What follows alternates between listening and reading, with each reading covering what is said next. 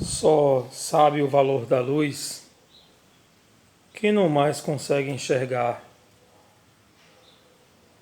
a beleza de um dia, a luz que adentra a sua janela, a sua casa, ao seu interior também.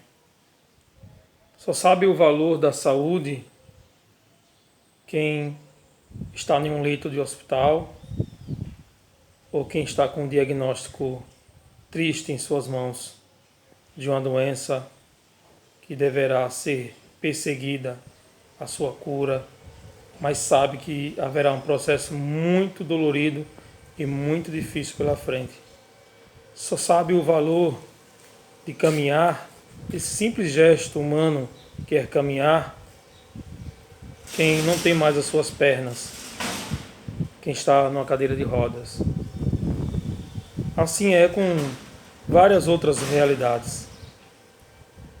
Quero lembrar a vocês um testemunho que uma vez eu estava trabalhando e na hora do almoço eu estava assistindo o jornal e vi uma senhora fazendo uma campanha para que a sua filha pudesse andar. E aí ela dando testemunho, fazendo várias campanhas em sinais de trânsito. E aí fizeram uma reportagem com ela. E aí ela dizendo que o meu sonho, ela disse, o meu sonho é ver minha filha sentada. Veja que aquilo me tocou profundamente. A mulher disse que o sonho dela era ver a filha sentada, porque a filha era entravada, né? Vivia deitada numa cama e parece que existia um remédio que existia fora do país muito caro e um tratamento que só poderia ser feito em São Paulo, e ela estava fazendo essa campanha. E no final da reportagem ela disse essa frase que me marcou profundamente: o meu sonho era ver a minha filha sentada. Passou um turbilhão de reflexões sobre a minha cabeça. Eu comecei a pensar diferente em relação a muitas realidades e a perceber exatamente os significados disso que eu disse para vocês no início, que só sabe o valor da luz quem não pode mais enxergar, só sabe o valor de andar, só sabe o valor de estar saudável quem está numa cadeira de roda, quem está doente. Porque muitas vezes quando a gente está em pleno vapor, em uma realidade muito confortável, a gente esquece de agradecer, a gente esquece do valor que tem essas coisas. Um simples abrir os olhos e ver. Eu que sou pai, vejo os meus filhos correndo para lá e às vezes a gente fica nervoso, porque é uma agitação que não para, é uma ansiedade que eles têm, e brinca, brinca, brinca, brinca, brinca. Quando eles estão doentinhos, a gente fica preocupado. Eita, a gente começa a ter saudade dessa bagunça toda que eles fazem dentro de casa.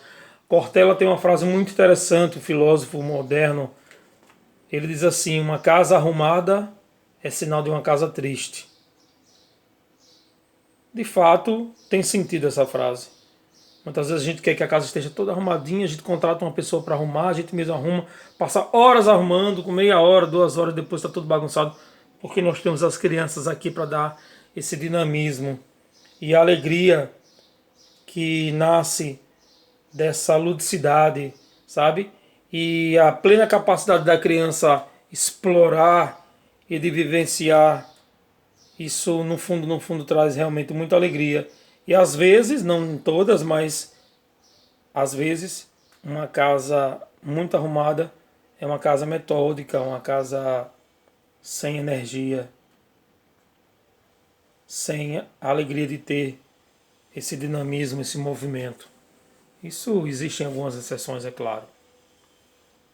Então, ao ver aquela mulher dizendo que o sonho dela era que a filha sentasse, gente, pelo amor de Deus, foi muito forte para mim. Comecei a ver a vida de uma forma diferente. Não só olhar os meus filhos, mas olhar internamente. Você já fez o exercício de visitar um hospital público por necessidade? Eu tive que ir aqui em Aracaju, no Hospital João Alves, algumas vezes para para visitar à época meu pai, que estava doente, e alguns amigos também, em alguns momentos eu fui lá. E como é chocante você entrar por aquelas alas, você ver aquelas pessoas deitadas em macas e deitadas no chão, porque não tem macas, pessoas gemendo de dor, pessoas dilaceradas por acidentes, e várias pessoas no trauma, ensanguentadas, pessoas, corpos passando no corredor todo enfaixado, direto para o necrotério. Como a experiência de vivenciar essa parte do hospital, como a gente sai de lá, nós que temos essa capacidade de estar sempre pensando e refletindo, como a gente sai de lá diferente. A gente entra de um jeito e sai de outro. A gente entra às vezes com um pensamento e sai louvando a Deus pela saúde. Oh meu Deus, muito obrigado, eu não tenho problema. Não tem, a gente percebe que quando a gente tem saúde, a gente tem muito. Só em ter saúde. Eu não estou falando das outras realidades. Só em ter saúde já temos muito. Porque triste é uma pessoa que depende do serviço público, e somos todos nós, ou melhor, a grande maioria dos que estão me ouvindo, e eu próprio, já tive a necessidade muito de utilizar o serviço público, não tem outra opção, e vivenciar, além da dor, além da enfermidade, a humilhação, muitas vezes não ter um lençol, de não ter uma maca para você deitar, não ter uma cama. E ainda aquelas outras realidades de pessoas que estão lá abandonadas, só, sem o carinho. A gente que anda no hospital, a gente percebe como é bonito quando a gente vê um velhinho, sabe? Um velhinho mesmo amado, sendo acariciado na maca. Poxa, como isso faz a diferença. Como é bonito. Como a gente, por causa disso, a gente reacende a nossa esperança na humanidade quando principalmente a gente vê cenas assim, de pessoas que poderiam estar abandonadas por diversas questões, mas estão ali sendo bem cuidadas, porque uma boa parte a gente percebe que está lá sozinho, ou alguém está lá por um acaso, mas a pessoa lá sozinha. Então quando a gente vê uma cena bonita assim, a gente dá valor tanto à saúde, a gente dá valor tanto porque a gente sabe, se a gente cair doente, a gente pode até ir lá para o hospital público, mas a gente vai ter sempre uma pessoa que a gente ama do lado. Como isso faz diferença? Então, avaliar que a importância que a gente dá, muitas vezes a gente tem que perder.